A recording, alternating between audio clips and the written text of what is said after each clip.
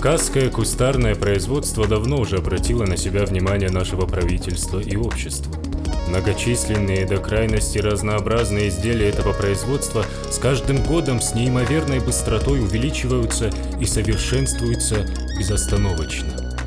К величайшему прискорбию до сих пор сбыт кустарных изделий остается таким же убыточным, как 50 лет тому назад.